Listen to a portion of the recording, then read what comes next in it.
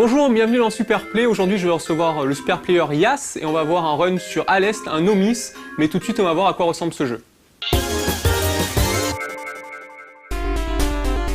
Aleste, connu sous le nom de Power Strike en Occident, est sorti en 1988 sur MSX2 avant d'être adapté sur Master System peu de temps après. Ce shoot'em up aux nombreuses suites du développeur Compile, édité par Sega, met le joueur aux commandes d'un avion de chasse futuriste ayant pour mission de sauver la Terre d'ennemis extraterrestres et d'une végétation devenue incontrôlable. Deux boutons sont utilisés. Un pour le tir principal qui pourra être boosté en ramassant les capsules jaunes marquées de la lettre P, et l'autre pour l'un des 8 tirs secondaires disponibles qui s'activera en récoltant les items marqués du chiffre 1 à 8 donc. Ce tir est doté d'un compteur de 80 secondes. Il faudra donc collecter à nouveau un item avant la fin du temps imparti pour conserver un tir secondaire. Chose primordiale pour réussir à boucler les 6 niveaux du jeu aussi longs que difficiles.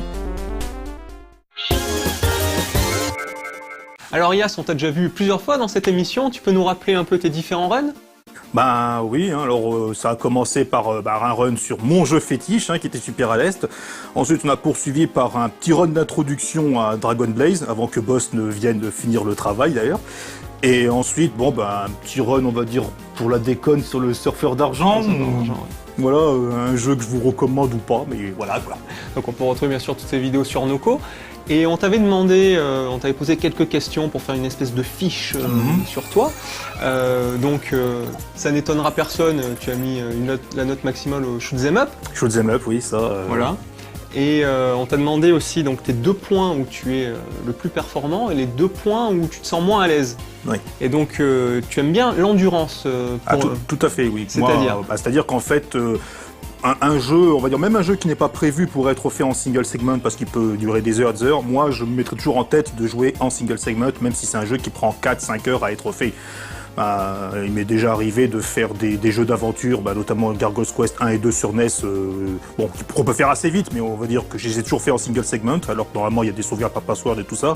Mais on va dire que moi, un jeu, même s'il doit durer 4 heures, 4 heures et demie, et évidemment, tant que j'ai le temps, la plupart du temps c'est la nuit, je l'avoue, ça me dérange vraiment pas de mettre du temps sur un seul et même titre, quoi. Donc ça c'est vraiment endurant.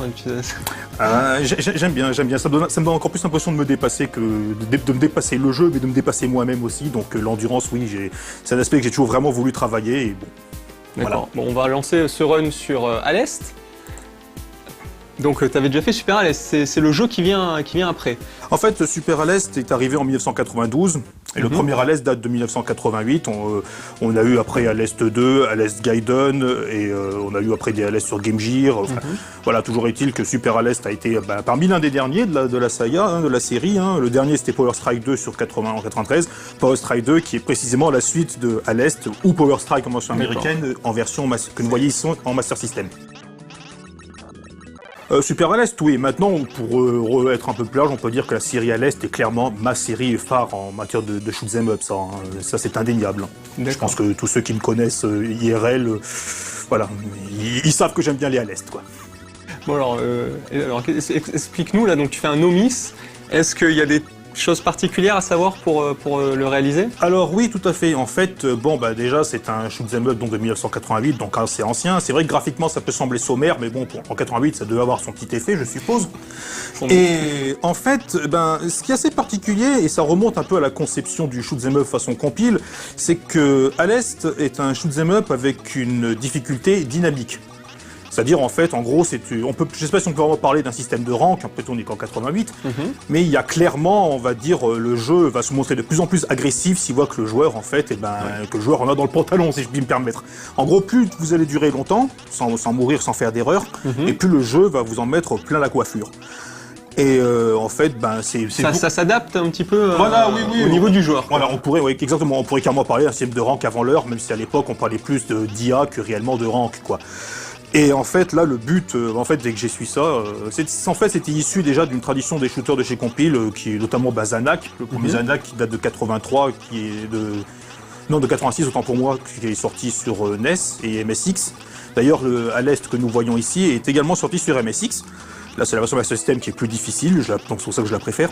Et en fait, vu qu'il y a un coup d'une difficulté dynamique, donc une IA qui se montrera de plus en plus agressive, de plus en plus sévère au fur et à mesure, selon la survie du joueur, En fait, l'objectif est tout trouvé. Alors, on va s'amuser à narguer le jeu au maximum, c'est-à-dire essayer de ne pas perdre de vie pour affronter les derniers niveaux dans le niveau d'IA maximal. Et on verra que pour un shoot sur 8 bits, on peut dire que ça peut vite devenir le foutoir, quoi. Ah oui, il y a beaucoup de monde à l'écran là. En fait, oui, et c'est justement de cette notion de multiplicité de tirs, en fait, il y a plusieurs choses on peut en déduire plusieurs choses. La première, c'est qu'en fait, tu vois, chaque ennemi a un pattern d'attaque défini. Il y a des ennemis qui lancent des patterns en triangle, des ennemis qui lancent des patterns circulaires, des chaînes d'ennemis qui arrivent. Et en fait, ou des ennemis vraiment qui vous lancent des colonnes de laser, comme ce qu'on a vu, des colonnes de missiles, pardon. Et en fait, tout vient de la maîtrise de l'armement. Car en fait, à l'Est est un jeu qui est, on va dire, assez punitif du côté de l'armement. Déjà, il se joue avec 2 boutons. Car on a un bouton pour le tir Vulcain en standard, et un bouton pour votre tir d'arme secondaire. Ce qui fait qu'en fait, tout le long de la partie, il faut la passer avec 2 doigts ou le pouce qui fait 2 doigts, donc il faut avoir une position. Mais ce qui est encore d'autant plus vicieux, c'est que les armes secondaires sont limitées. Limitées. À l'exception d'une, qui est l'arme numéro 1, et celle que j'utilise donc, qui non seulement est illimité, donc c'est déjà un stress en moins, parce que je peux en dire qu'arriver à des niveaux élevés, jouer avec le stress de l'arme qui va tomber à 0, c'est déjà difficile. Mais non seulement elle est donc illimitée, mais en plus elle est illimitée, upgradable par 3 fois. Et en degré max, ce tir que l'on voit là, en fait, il absorbe les projectiles ennemis. D'accord. Qui sont sur qui t'arrivent devant. Voilà, on voit clairement, les premiers tirs, je les absorbe. Alors ça crée une certaine sécurité dans le déplacement, certes, mais le seul souci, c'est qu'en fait, c'est une protection frontale. Tout ce qui vient par l'arrière ou sur les côtés, vous y êtes sensible. Et quand on perd une vie, on y reviendra après si ça m'arrive de perdre une vie. Mais quand on perd une vie, on va dire que ça fait clairement partie de ce genre de shoot, on va dire, où la reprise en calbut avec rien, c'est la fin de la partie, on peut le dire tout de suite. La reprise est difficile. Très difficile pour ne pas dire carrément même, je dirais, impossible lorsqu'on a fait trop monter le rank. Car là, on est au stage 2. Donc, vous voyez déjà, il y a quand même un petit peu d'animation à l'écran. Et je trouve d'ailleurs que, je sais pas si les mecs de chez Compil avaient vraiment un secret pour coder leur jeu, mais ils ont toujours su vraiment dépasser les limites des supports.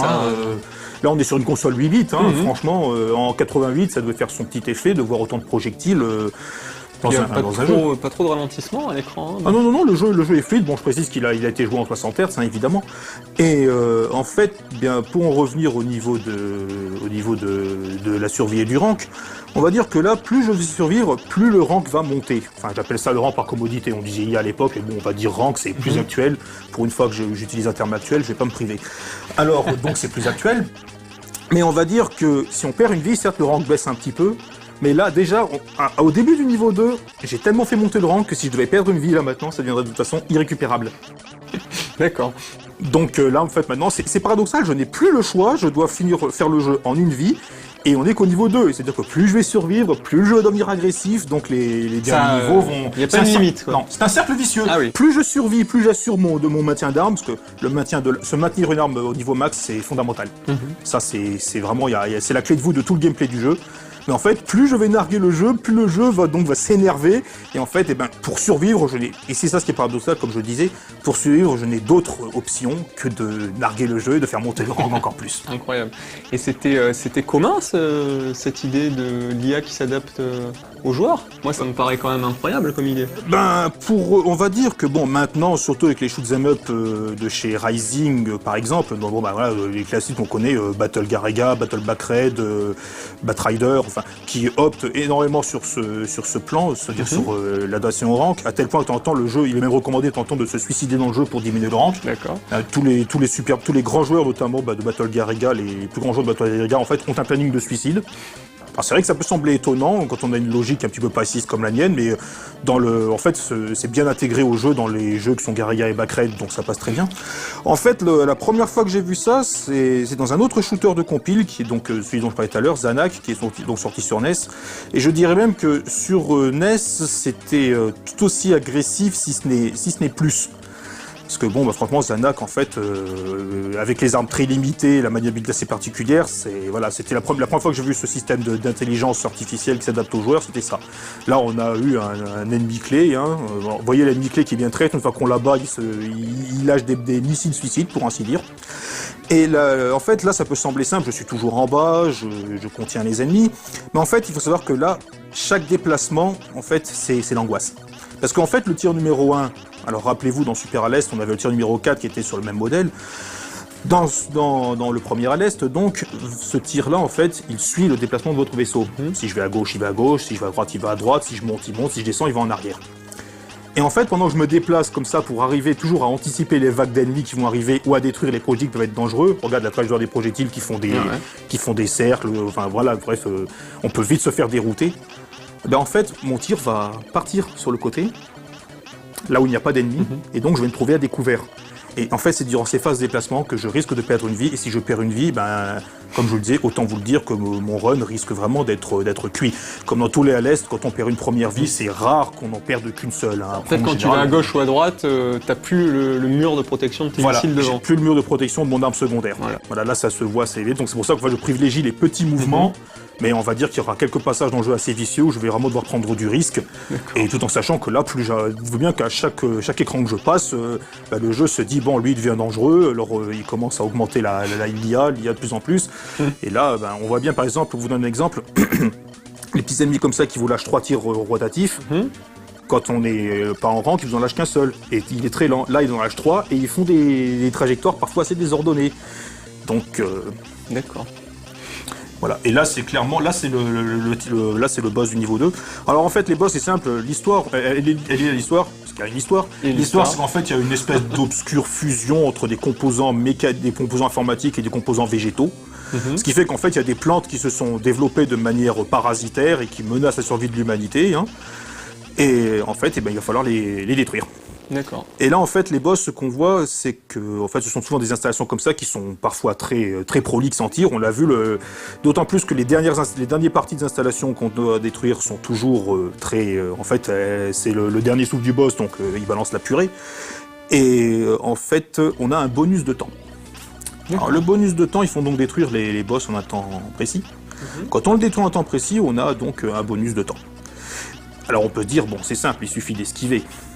Il suffit de contenir. Mais en fait, quand on ne détruit pas le boss à temps, la difficulté, c'est que le scoring va redémarrer, va recommencer, et le boss, ne sera pas détruit, mais continuera à balancer ses tirs.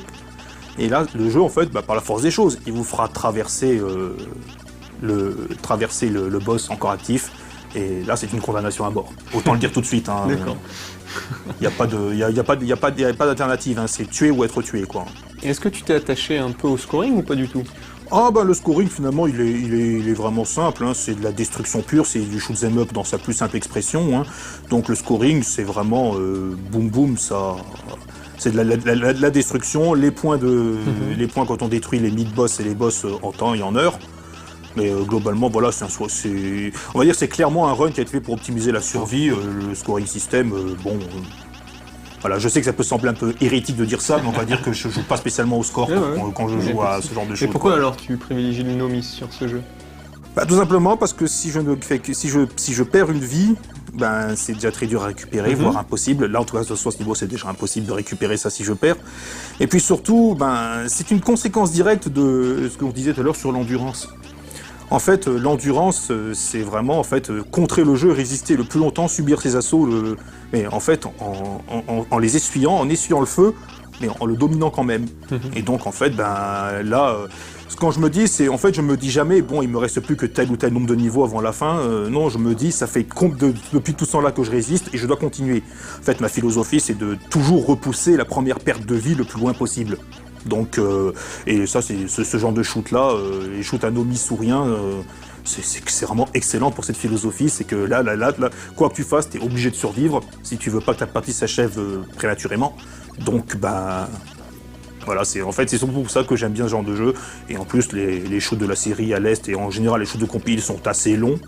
Donc c'est vraiment c'est un challenge de longue haleine et ça me plaît, et c'est ce qui me plaît énormément. D'accord.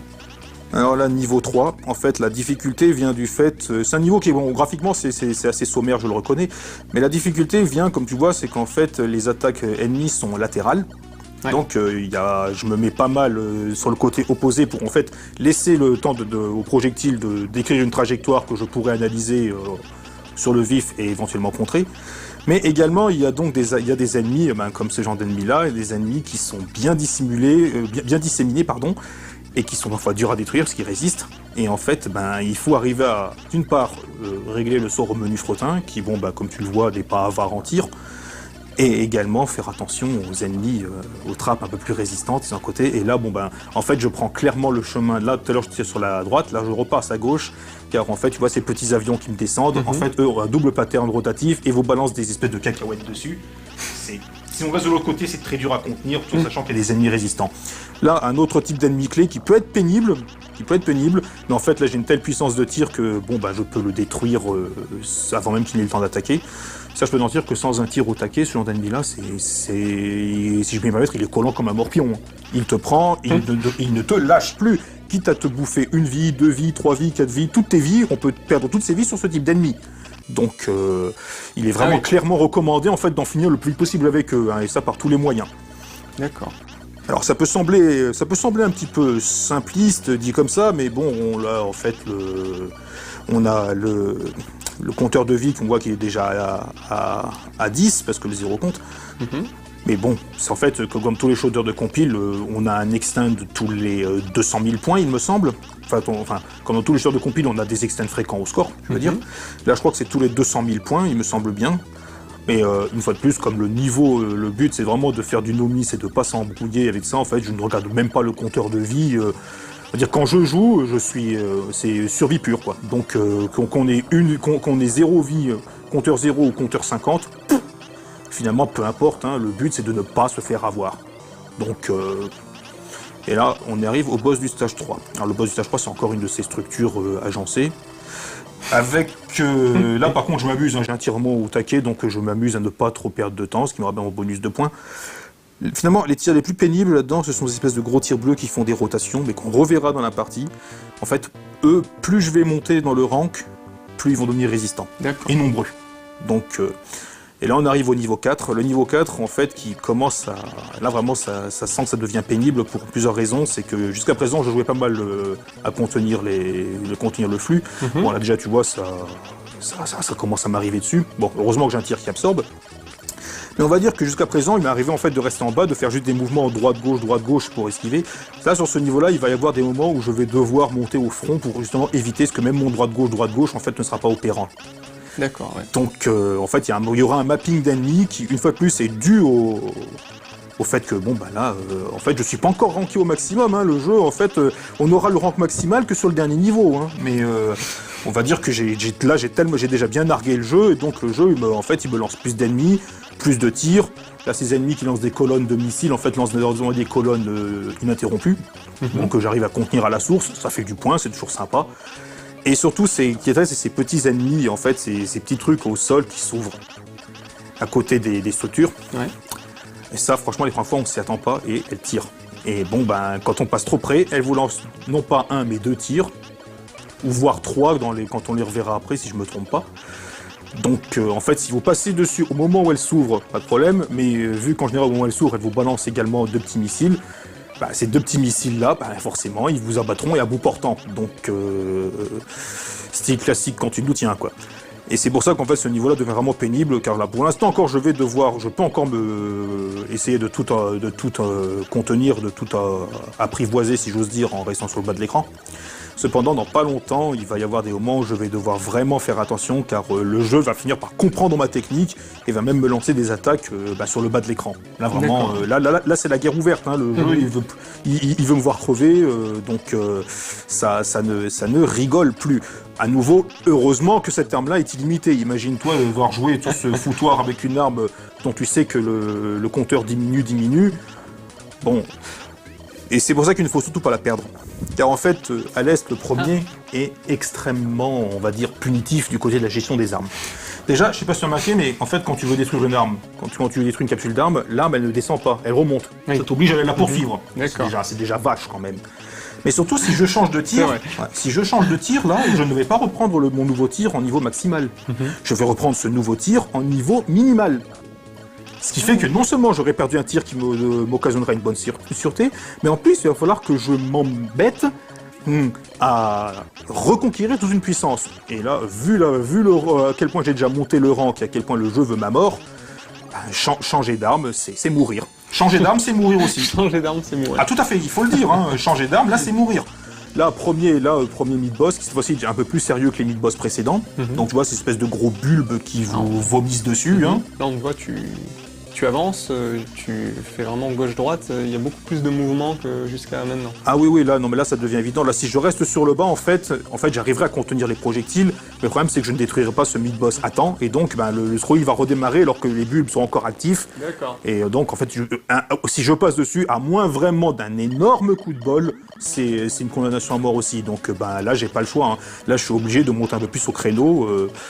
Tout simplement parce que le jeu, il commence à décrypter mes feintes et il se rend compte que ce joueur-là est du genre à jouer la sûreté sur le bas. Donc maintenant, on va lui proposer des ennemis plus résistants et aussi un petit peu des ennemis qui vont arriver par le bas, par le côté. En fait, ils vont m'obliger à me bouger un petit peu, quoi. D'accord. Ça a l'air simple, hein, vu comme ça, on se dit, il reste au fond, il fait un peu gauche-droite, mais c'est vraiment, c'est parce que tu sais ce qui se passe. Ah, exactement. Tu le connais par cœur, donc... Exactement. Et donc voilà déjà le premier, un nouvel ennemi clé. Ah oui. Qui lui, par contre, en fait, me cherche jusqu'en bas de l'écran. Donc là, tu vois, je suis obligé de faire de droite-gauche. Et là, il faut que heureusement que je le détruis assez vite, parce que imagine si je dois affronter ces séquences-là avec ces bulbes résistants et d'autres ennemis qui me balancent leur chapelet à la figure, avec cet ennemi-là qui m'oblige à tourner dans l'écran, je te laisse imaginer un petit peu la galère, hein, quoi. Ça devient vite l'angoisse. Mais c'est pas dit que ça ne revienne pas plus tard. Hein. Ah. Donc... En fait, voilà, là c'était un des premiers mois entre le mid-boss et cet ennemi clé où j'ai dû commencer un petit peu à sortir de ma retraite, hein, pour ainsi dire. Et là, dans pas longtemps, on verra aussi qu'il va y avoir une petite séquence d'ennemis latéraux pas piqués des hannetons. Et là, en fait, si je préfère rester pour détruire les bulbes, c'est tout simplement que sur le côté, voilà, regardez bien. On commence à avoir des ennemis qui arrivent par le côté, les ennemis orangés là, qui s'ouvrent. Quand ils s'ouvrent, ils vous lancent une boulette. En fait, ces ennemis-là, c'est précisément eux qui vont m'obliger à bouger, car regarde bien l'angle mort. Si je reste sur le bas de l'écran et qu'un ennemi arrive à peu près à mi-hauteur, l'ennemi, je peux l'abattre. Mais seulement son tir, avant de mourir, il aura le temps de me lancer un tir qui va pile poil me frapper dans l'angle mort et qui me ferait perdre un vaisseau. À mon avis, c'est clairement ici le premier passage vraiment qui tout double du jeu, c'est clairement là, quoi. Donc pour l'instant, j'ai réussi à les contenir, mais bon, tu vois, il y en a toujours d'autres qui arrivent, et au moment où on ne l'attend pas, un petit ennemi comme ça, insignifiant, mais le moindre ennemi insignifiant, il vous détruit. Alors vous allez vous dire, mais il se fout de nous, maintenant il a 12 vies, il a un armement au taquet, tout ça. Oui, mais on va dire que perdre une vie, revenir en tenue d'Adam avec un tir minimal et un rank qui, même s'il descendra un petit peu, restera toujours de toute façon absolument impossible à contenir avec un armement diminué. Tu comprends bien qu'à la rigueur, si tu veux être gentil avec le jeu, tu continues comme ça, désespéré pour faire game over un peu plus tard.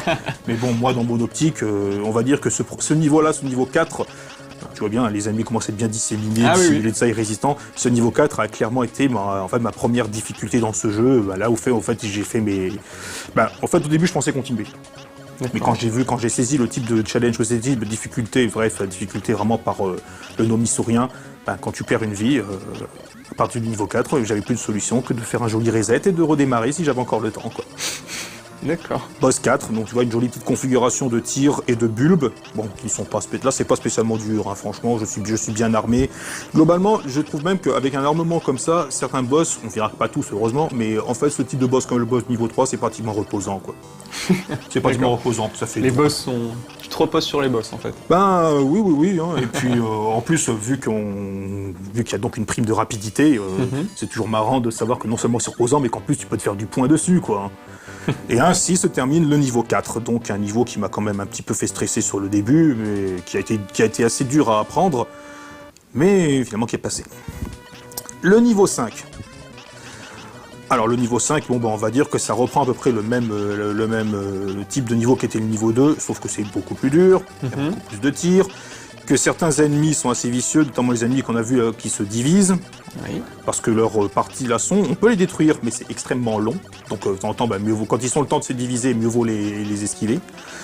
Et sinon, comme tu le vois, en fait, ce sont surtout, là, il y a un petit peu de lecture, ce sont surtout des ennemis, en fait, qui attaquent soit en lançant un pattern triple, soit en lançant des colonnes de missiles.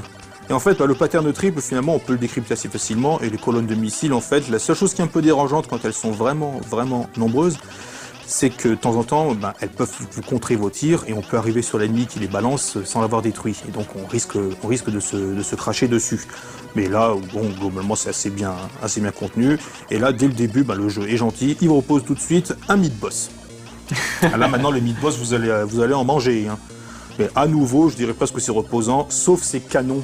Ces canons, vous voyez, qui lancent ces espèces de boulettes bleues à centre jaune, là, qui sont assez... Enfin, voilà, elles ont... en fait, plus on monte dans le jeu, plus elles vont être étendues dans leur cycle. Et plus ça va tirer, et surtout qu'à chaque fois qu'on affronte un boss ou un mid-boss, il faut bien savoir que la dernière partie du boss qu'on aura à détruire, en fait, elle va s'énerver. Elle va passer en mode berserk. D'accord.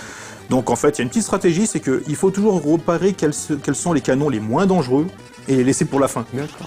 Parce que si on laisse certains boss, mid-boss, si on leur laisse leurs canons les plus dangereux, c'est notamment parce que j'ai fait tout à l'heure, là j'avais pas réfléchi, mais ce que j'ai fait tout à l'heure en laissant sous ces projectiles qui font des spirales à l'écran, ça peut vite devenir difficile. T'as tendance plutôt... naturellement, on aurait tendance à tuer les choses les plus faibles en premier pour se concentrer sur le boss, et il faut... Exactement. Là, c'est tout à fait l'inverse. Maintenant, on peut s'amuser à prendre du risque, si on veut. Ah oui. Mais bon, là, on avait un ennemi clé, l'ennemi clé qui n'était vraiment pas dur, car en fait, il faisait juste un mouvement de balancier en haut de l'écran, donc il ne venait pas me chercher comme celui de tout à l'heure. En fait, c'est ça ce qui est dangereux. Ça, c'est toutes ces espèces de gros ennemis, d'espèces de trappes latérales. En fait, il faut les détruire, surtout de jamais passer dessus sans les avoir détruits au préalable, sans quoi c'est... En fait, j'ai même l'impression parfois que le jeu, dès qu'ils sont placés dessus, comme par hasard, ils vous tuent à ce moment-là. Alors, bon, là, je reste sur la gauche, parce qu'à droite, il y a des ennemis qui arrivent, mais on va voir que ça va alterner. Donc là, ça alterne. Et donc, là, c'est clairement de la... Encore, je contiens. Et là, tu vois, heureusement que j'ai un tir qui m'a protégé latéralement, sans quoi je perdais une vie, à cause de l'angle mort. Mais c'est passé. Maintenant, autre chose amusante, tu vois, les gros canons résistants qui lancent des tirs à spirale, maintenant, sont des ennemis de parcours tout à fait normaux, donc amuse-toi.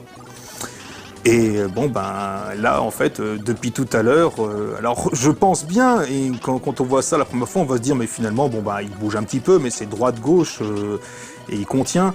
Mais d'une part, il y a toujours l'aléa quand on bouge du tir qui part à droite ou à gauche selon le mouvement de ton vaisseau. Et on ne le dirait pas, mais là, c'est parce que je suis vraiment bien armé. Donc le tir secondaire qui absorbe les missiles, et le tir vulcain qui détruit.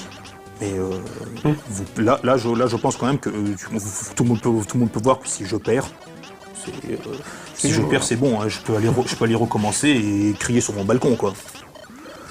Et à quoi servent toutes ces vies? Alors là, tu as 15 vies actuellement. En fait, oui, c'est vrai qu'on pourrait se poser la question. Mais pour le scoring, peut-être? Non, mais justement, c'est pas si éloigné de la vérité ce que tu supposes, mais tu verras que c'est quand même différent. Mais bon, là, voilà, encore un ennemi qui n'était pas très difficile. Oui, c'était l'instant de repos. Voilà, oui, il a été expédié rapidement, mais ce n'était pas le boss. Le niveau continue. Le niveau 5 et le niveau 6 sont très longs. Et je peux te garantir que là, déjà, à ce niveau de la partie, tu commences à faire le pouce, c'est une saucisse de Francfort, quoi. Donc là, ça continue, et comme tu vois, par contre, là, c'est clairement... là, on a des ennemis résistants qui tirent beaucoup. Les ennemis latéraux, là, qui ressemblent à des genres d'aspirateurs, enfin, moi, c'est comme ça que je les appelle, en tout cas. En fait, ils viennent en nombre assez... en rafale et en nombre plutôt élevé, parce que je suis ranké au maximum de ce que je peux être ranké là pour l'instant, même si ce n'est pas encore le rank maximal. On le verra dans pas longtemps, de toute façon, le rank maximal. Et là, sinon, si tu veux, on voit clairement à quel point ce tir est protecteur. Donc je fais du point en détruisant les colonnes de missiles. Pendant temps, on n'a même pas le temps de les apercevoir que je les ai déjà détruites. Et sinon, j'enfle mon score en bouffant les projectiles et ça me protège aussi. Autre petit ennemi résistant. Je dis résistant, mais finalement, c'est reposant. Du moins, c'est reposant, mais il ne faut pas se reposer sur ses lauriers, car en fait, on n'est jamais à l'abri de la petite balle ou du petit projectile comme ça. Qu'on voit pas venir. Et là, tu vois, ça commence à résister un petit peu. Le temps que je suis occupé à détruire l'autre, et de l'autre côté, ça produit, et de temps en temps, ça peut venir te chercher jusqu'à l'autre bout de l'écran. Et là, bon, ben, moi, j'ai l'air, là, tu vois, on voit déjà que les projectiles qui font des spirales sont de plus en plus nombreux. Et là, bon, bah, tout à l'heure, je disais, j'avais l'air fin à dire qu'il fallait garder les moins dangereux pour la fin, alors que je fais exactement l'inverse. Je garde les tirs les plus dangereux pour la fin. Et pourquoi? C'était voulu ou tu t'es laissé emporter? Là, c'était clairement une question de position, en fait. Si tu veux, je pensais attaquer d'abord sur la droite, remonter sur la gauche et finir par le centre. Ben, en fait, avec ces balles qui sont venues me chercher un peu... T'es en train de glitcher le score, là, on dirait. Oui, remarque, c'est vrai que ça aussi, on pourrait le dire, mais je t'assure que c'était pas prévu. Hein. Je t'assure que c'était pas prévu. Et là, si tu veux, ma principale angoisse, c'est qu'en fait, ben, comme tu vois, le boss produit beaucoup de tirs qui sont relativement résistants. Mais là, c'est bon, je l'ai battu. Mais imagine si le timer invisible tombe à 0, eh ben, je dois continuer. Et quand je continue, le boss, bah, lui, il continuera de me produire des balles et donc je risque de mourir en passant dessus. Mais ce n'était pas le boss. Je vous l'ai dit, les niveaux sont longs. Hein. Là, c'est de l'endurance. Voilà, c'est de l'endurance et de la. Et clairement, il faut vraiment clairement pas regarder la montre. Hein. Et bon, ben. Le niveau 5 se poursuit, hein, donc bon bah là autant le dire maintenant, c'est devenu le foutoir complet, ça vient à droite, à gauche en même temps, sur toutes les hauteurs de l'écran, il y a des tirs de partout. Ces espèces de projectiles lancés par les avions qui font des spirales, qui prennent de l'ampleur au fur et à mesure de leur déplacement dans l'écran, c'est complètement... on est complètement désarçonné au début, hein, à vrai dire. En fait, on sait qu'on a un tir qui peut détruire. Mais vu que ces balles font une trajectoire assez spéciale, il y a toujours la petite crainte de « et si elle a tué ?» Là, tu vois, j'ai dû faire une esquive d'une balle. Ça peut sembler ridicule, esquiver une balle, surtout aujourd'hui où on esquive des balles à la centaine dans les zones Mako. Mais tu vois, cette simple balle-là, bien placée comme elle était, elle pouvait me ruiner toute ma partie. Alors que depuis le début, je lutte contre un espèce de fourmillement d'ennemis pas possible. Et bon, bah imagine-toi, quand la petite balle que j'avais pas vu venir qui t'abat, surtout que c'est un shoot classique, donc la hitbox du vaisseau, c'est classique. Ça veut dire que bon, bah, c'est le sprite tout entier. La hitbox des ennemis, en fait, ça dépend des ennemis, car chaque ennemi, on a vu qu'elle a un pattern défini en fonction de sa nature et du rank. Mais en fait, il y a aussi des ennemis qui ont, j'ai l'impression, une hitbox qui est plus large que leur sprite. En fait, par exemple, ces ennemis, ces espèces de petites bobines violettes rouges là qu'on vient de voir passer, j'ai l'impression que leur hitbox, c'est pas le rond, c'est un carré qu'il y a autour. Ce qui fait que si on est vraiment à l'extrême, on peut quand même si on se fait frôler, on peut se faire avoir. Et là, un nouvel ennemi résistant. Alors, est-ce que c'est le boss cette fois-ci? Ah oui, c'est endurant. Ben en fait, mais globalement, c'est amusant, c'est que regarde l'arsenal de ce boss. Mais ce sont tous des tirs qu'on peut détruire, même au tir Vulcain standard. Il n'y a pas de ces tirs, de ces boulettes jaunes, de ces tirs rouges, de ces tirs qui font des spirales. C'est très facile. Là, c'est vraiment du repos, et là, je peux même me permettre d'aller le narguer un petit peu et d'avancer. Sympa, non? Oui, c'est vrai, ça n'a pas l'air... super dur par rapport à ce qu'on vient de voir. Après un niveau qui dure quand même, en fait, qui peut être éprouvant pour les nerfs, ben... Et là, par contre, je vais clairement utiliser ma fameuse technique, hein, donc les deux nerfs batterie canon, je les détruis, et je laisse une petite batterie de canon pour finir, bon, même si elle s'excite, c'est pas grave. Et hop, merci pour le niveau 5. Il était très long, t'avais pas menti. Hein. Oui, mais ce n'était que le niveau 5. Ah. Il y a le niveau 6. Ah. Avec 18 vies. Oui, mais crois-moi, le niveau 6, même avec 50, il peut se montrer pénible. À ce propos, d'ailleurs, je précise que quand on perd au niveau 6, enfin, le jeu il vous propose de continuer, mais vous recommencerez au début du niveau 5. Logique. Voilà, il n'y a plus de continu au niveau 6, donc sympa. Ah, et d'ailleurs, le niveau 6. Alors le niveau 6, bon, bah, autant dire maintenant que là par contre, le jeu va donner toutes ses tripes, l'intelligence artificielle du jeu poussée au maximum. Tu vois des colonnes de tir qui viennent dans tous les coins, des ennemis en est, un premier ennemi clé alors que c'est déjà le foutoir, des éléments du décor qui vont me tomber dessus si je leur tire dessus. Mais bon, ça au début c'est imprévisible, mais finalement maintenant on sait où c'est. Et en plus, il y a autre chose qui rajoute à la confusion, c'est là on a eu l'impression que cet ennemi-là m'avait tiré dessus un tir triple qui me touchait. En fait, ce n'est pas du tout son tir à lui. C'est vrai que les premières fois, moi je flippais quand je faisais ça. Mais c'est pas du tout son tir. C'est qu'en fait, cet ennemi-là est insensible au tir Vulcain, et donc il te les renvoie. C'est un effet graphique. C'est un effet graphique. Voilà. Et faut pas avoir peur, quoi. Voilà, mais tu n'y es pas sensible. Hein. C'est juste le boss qui, pour faire style, ils ont fait le boss, il repousse tes tirs. Mais si ça te touche, ça ne te tue pas. Et je dirais heureusement, parce que sans quoi, ce serait là franchement, ce serait difficile à passer, quoi. Et les premières fois que tu vois ça, moi j'ai essayé d'esquiver les premières fois et ça m'a amené à une mort complètement fortuite. Ça m'a un petit peu collé les boules parce que le niveau 6, on le verra d'une part, il va, voilà, hein, c'est vas-y que je t'en mets plein la figure. Et surtout, il est très long. Il est très long. Alors bon, là c'était le début. Et là voilà maintenant le moment le plus stressant du jeu. Alors rappelle-toi l'ennemi au niveau 4, l'ennemi clé qui m'obligeait à faire des zigzags à droite, à gauche. Et ben là, il m'oblige à faire pareil, sauf que là, cette fois-ci, c'est pas tranquille comme au niveau 4. Là, je vais clairement devoir faire attention. Et là, en fait, si je prends le tir numéro 1, tout de suite, alors que je n'en aurai plus besoin, c'est que, en fait, quand on prend, comme dans tous les shooters de compil, d'ailleurs, quand on prend un item, que ce soit un item de power-up ou un item d'arme, on a quelques frames d'invulnérabilité qui viennent ensuite. Et ça, franchement, tu vas être dans ce genre de configuration où tu es obligé de faire des zigzags dans tout l'écran avec un bordel pas possible, et que la moindre déplacement, vu que mon tir suit mon déplacement de vaisseau, peut m'amener à une mort certaine si je ne calibre pas ça comme il faut, je peux t'en dire que quelques frames d'invulnérabilité, franchement, c'est pas de refus, quoi. Donc là, j'ai passé, mine de rien, ce qui est pour moi le passage le plus stressant du jeu, quoi. Même si on verra que la suite n'est pas en reste, mais il y a quand même encore de... Voilà. Déjà, franchement, c'est vraiment le genre de passage qui peut te ruiner une partie dès le début, quoi. Donc on est toujours rassuré quand on franchit un passage bien hardcore. Là, et en plus, ce qui est marrant, c'est que c'était juste, en fait, un seul petit ennemi qui rendait la chose difficile. Mais en fait, cet ennemi l'a tellement bien placé, il vous oblige à faire des déplacements, qui vous oblige à prendre du risque, et c'est là que tout peut finir à la poubelle, quoi. Bon, un autre ennemi résistant, voilà. Nous sommes en 88 quand même, c'est de la Master System, c'est vachement beau quand même. C'est du compil, soigné graphiquement parlant, très soigné côté réalisation, bon quand même, un nombre de projectiles assez conséquent pour l'époque. Et le tout, bien sûr, avec les règles du shoot à l'ancienne, c'est-à-dire, il n'y a pas de hitbox réduite, non, c'est vraiment... c'est à la guerre comme à la guerre, même votre engin, il se fait toucher sur un petit flanc sur un petit pixel du flanc, boum, quoi. Il part chez le ferrailleur, quoi. Et on sait que tu joues beaucoup à ce jeu et à Super Alice. Tu continues à jouer à ces jeux, malgré le fait que tu les as retournés dans tous les sens? En fait, maintenant, c'est plus pour le plaisir. Oui, de temps en temps, ça m'arrive de m'en refaire une petite pour le plaisir sur certains opus. On va dire que, pour Super Alice, j'ai tenu tous mes objectifs, c'est-à-dire, le novice dans tous les modes, le counter-stop en mode le plus élevé, bref. On va dire que maintenant, quand j'y joue, en fait, j'y joue en dilettante, vu que j'ai accompli tout ce que je pensais pouvoir accomplir sur ces jeux-là. Maintenant, c'est clairement de la partie en dilettante. Mais bon, il faut prévoir le temps, car ce sont des shooters qui sont assez longs, donc on va dire qu'il y a la petite partie sur Striker 1945 qu'on peut faire en un quart d'heure, comme ça, pour s'amuser sur un loop 1. Mais on va dire que pour jouer à un compil, il faut prévoir un petit peu de temps. Mais ça m'arrive encore, ce sont des jeux qui font partie de moi maintenant, donc je ne les abandonnerai jamais.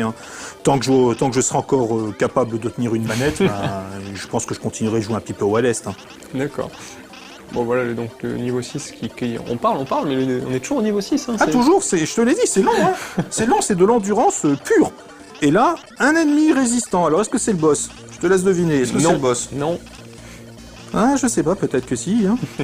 Peut-être que si. Peut-être que si, ou peut-être que non. Peut-être bien que oui, peut-être bien que non, comme diraient nos amis normands.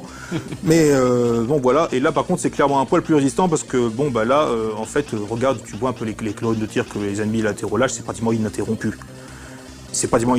Bon, il y a un petit peu de clipping, il faut le reconnaître, mais c'est vraiment, vraiment très rare. Et moi, je trouve que, en fait, pour moi, c'est une véritable prouesse d'animation sur une console 8 bits. Ah oui, non, vraiment. Là, les gars de compile, vraiment, ils devaient avoir quelque chose pour arriver à coder les jeux comme ils le faisaient, car franchement, en matière de projectiles, j'ai jamais vu plus impressionnant que ça sur une console 8 bits, hormis Rekka, le fameux shoot'em up de la Famicom que tout le monde a fini par connaître depuis le temps. Mais là, on est clairement dans un jeu qui balance toutes ses tripes et on n'est pas encore tout à fait au rank max. Mais là, je vous rassure, on s'en rapproche. Et non, ce n'était pas le boss. Pas le boss de fin. Non, on continue, on n'en a pas pour notre argent, là, on continue, allez. Donc là, encore ces aspirateurs qui cette fois-ci, en fait, les aspirateurs ne sont pas spécialement dangereux, ils restent sur le haut. Ce qui est surtout dangereux, ce sont ces espèces de tirs bleus qui font des spirales et qui sont lâchés par cet ennemi clé là-haut. L'ennemi clé, en fait, n'est pas dangereux, il ne descend jamais, il ne descend pas venir te chercher. Mais en fait, ce qui est dangereux, c'est que quand il produit ses balles, c'est parce que, si tu observes bien, il produit ses balles bleues et jaunes quand il est en hauteur dans l'écran. S'il est produit quand il est trop bas dans l'écran, je n'aurai pas le temps d'ouvrir la balle avant qu'elle vienne me frapper.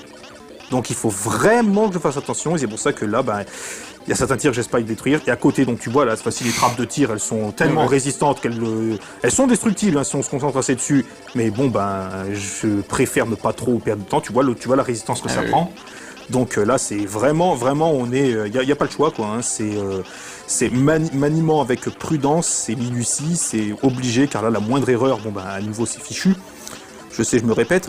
Mais voilà, clairement, la séquence d'ennemis vraiment traître, un petit peu comme celle de tout à l'heure, sauf que là, en fait, le problème ne vient pas du déplacement de l'ennemi clé, le problème vient en fait du déplacement des projectiles qu'il lance. S'il les lance trop bas, ils sont impossibles à détruire, on n'a pas le temps, donc le scrolling vous amène dessus, et ça vous oblige à faire des esquives vraiment serrées, et des esquives serrées avec certains ennemis. En plus, tous les ennemis ont un pattern défini et viennent plusieurs fois dans l'écran, donc on a plusieurs fois le même pattern qui se répète, qui s'entrecroise, qui se coupe, bref, c'est complètement rempli. On est sur 8, faut encore le rappeler. Moi franchement, j'ai été impressionné les premières fois que je l'ai fait. C'est impressionnant. Et résultat, vraiment, en fait, la solution, c'est vraiment il faut le jouer à la prudence et surtout ne pas fatiguer. Surtout que je vous rappelle qu'en fait, il y a 2 doigts ou un pouce tout entier qui manie 2 boutons en même temps. Donc moi, j'ai une façon assez particulière de prendre ma manette. En fait, je fais 2 boutons avec le pouce. C'est pour ça que j'ai de la corne sur le pouce. Mais on va dire qu'il ne faut pas. En fait, ça arrive qu'on ait tentant le pouce qui fatigue, mais tant pis. Là, le jeu, il s'en fout que vous fatiguiez ou pas, non, il vous fera quand même continuer. Et là, encore un là. Par contre, celle-là, c'est déjà un peu plus pénible parce que regarde ces ennemis. Comment ça, il n'y a pas de pause? Non, mais en général, moi, je n'aime pas faire les pauses sur les jeux. Quand je fais une pause sur un jeu et que je reviens après, tu peux être sûr que dans la seconde qu'il fait, je perds ensuite, quoi. Quand je suis plus dans le bain, ça sert à rien. C'est pour ça que je prends mes précautions, je bois un petit peu d'eau, je vais faire pipi avant s'il le faut. Est-ce que c'était le boss de fin? Alors, à ton avis, oui ou non, on parie là? Non. Bravo, ce n'était pas le boss de fin. Le niveau 6 se poursuit. Et là, par contre, je crois que, je pense là maintenant qu'on est clairement en rank max. Alors, ce qui est bien, c'est que sur cette phase-là où je suis vraiment en rank maximal, c'est qu'en fait, il y a la séquence d'ennemis, donc ce sont des ennemis qui ne sont pas forcément très prolixes en tir là-dessus. Il y en a certains quand même qui tirent pas mal, mais on va dire que là, la séquence d'ennemis et mon positionnement fait en sorte que je peux tirer les ennemis avant qu'ils n'aient le temps de trop avoiner à l'écran. Donc ça permet vraiment de souffler un petit peu, donc d'y aller, on va dire, pas décontracté, parce que là, de toute façon, ça fait un bout de temps qu'on n'est plus décontracté dans le jeu, mais d'y aller, on va dire, de façon à assurer son chemin et de se ménager quand même quelques bonnes chances de déplacement.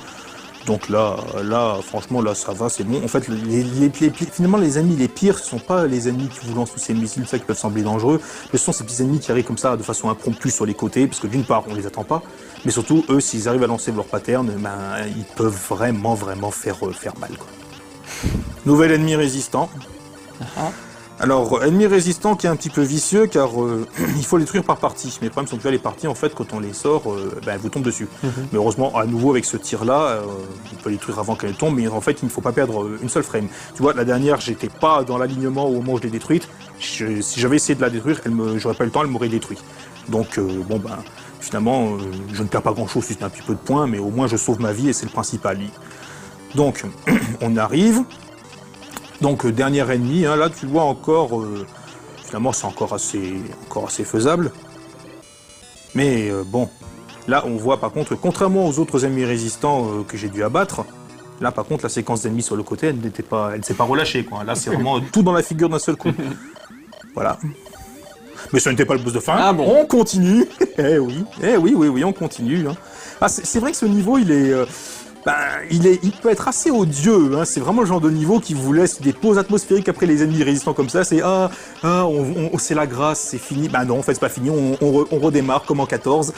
Et en fait c'est clairement le genre de jeu, moi je pense qu'il a été fait pour jouer sur la fatigue psychologique des joueurs qui s'y frottent. C'est genre on te fait croire que t'arrives à la fin, mais non, on reprend. Et surtout que même là, je sais pas si vous remarquez, mais même une fois que le big boss meurt, même la musique met un petit temps à redémarrer, donc il y a un petit peu de silence qu'on saisit, et là on se dit ça y est c'est bon, la musique ne viendra pas, c'est la fin. Non, en fait on y retourne. Alors rassure-moi, avant le vrai boss final, il n'y a pas tous les mid-boss qui reviennent. Non. Non, là ça va, ils nous ont épargné ça. Ils nous ont épargné ça, ça aurait pu être marrant, remarque. Oui. Mais non, là ils nous ont épargné ça. Donc, mais là, autant que je vous prédire, on s'approche clairement de la fin, donc ça va. En fait, plus on s'approche de la fin, finalement, plus en fait la tension elle monte. Que d'une part, tu vois à quel point les tirs comme ça, ils essaient de me coincer. Mais surtout, en fait, on se dit là, si je perds maintenant après pratiquement 35 minutes de lutte, si je perds maintenant, là non seulement j'ai les boules d'avoir perdu, et après j'ai les boules d'avoir perdu du temps, d'être mort aussi près du but, quoi. Donc là, c'est clairement, comme je dis, ce niveau-là, il est vraiment très très psychologique.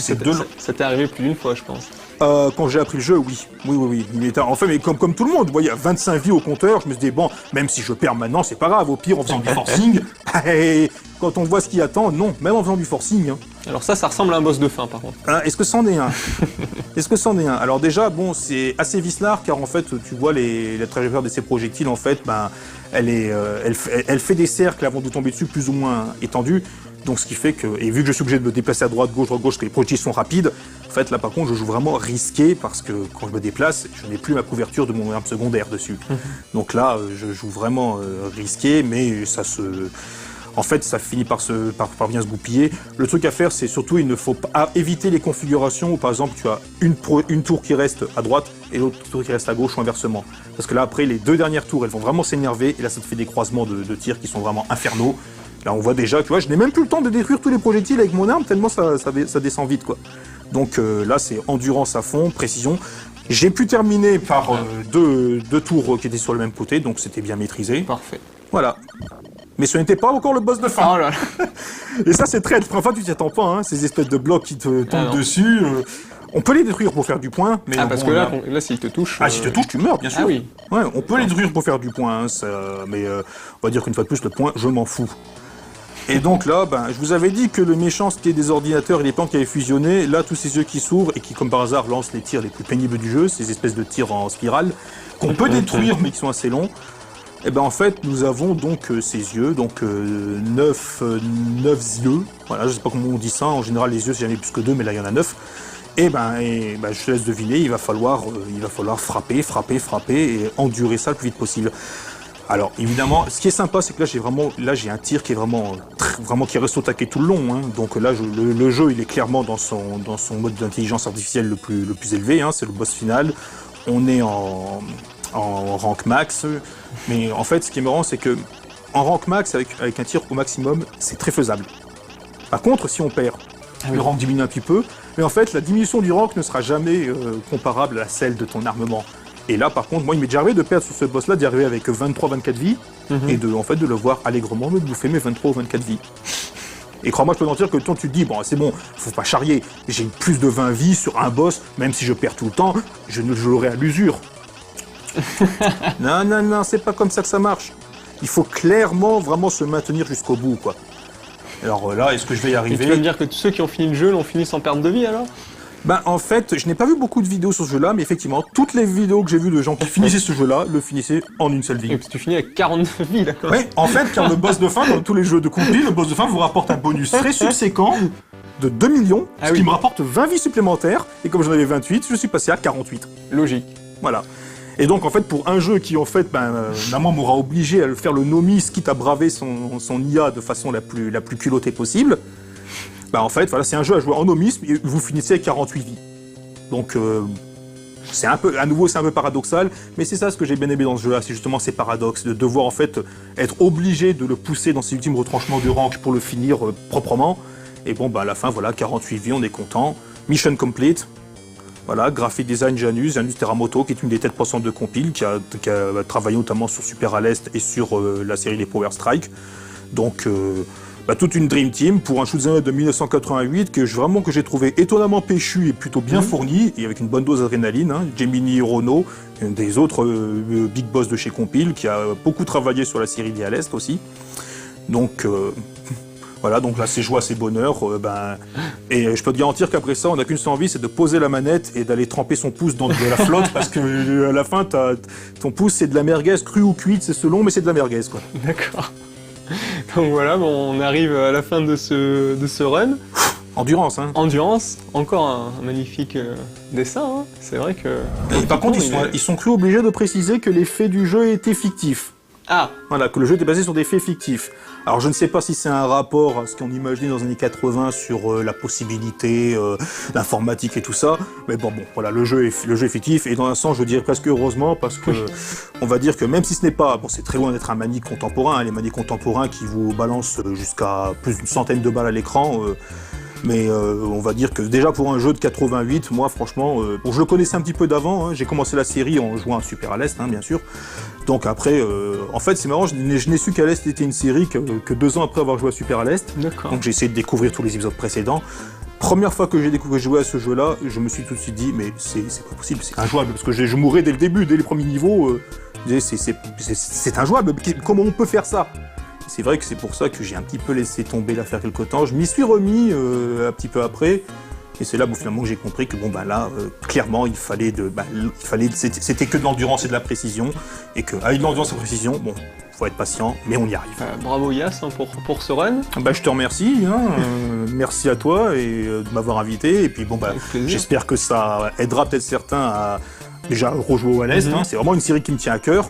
Et pour voir que déjà en 1988 et sur console, parce que souvent on a tendance à croire que les consoles sont peut-être pas forcément adaptées à des jeux aussi chargés. Déjà dès 88 et sur une console 8 bits, on avait déjà des jeux comme tu vois qui peuvent donner du fil à retordre et en tout cas qui étaient vraiment bien fournis.